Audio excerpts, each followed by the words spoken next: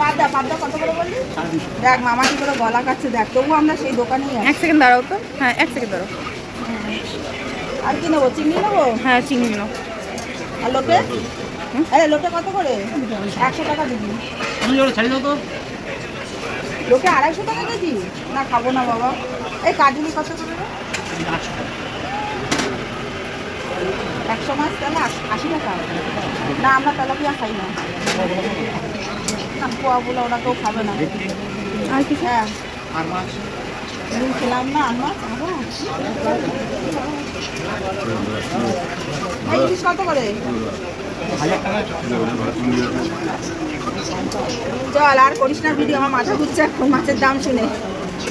বন্ধুরা মাছ খাবো না, মাছের আঁশ নিয়ে বাড়ি যাবো এবার।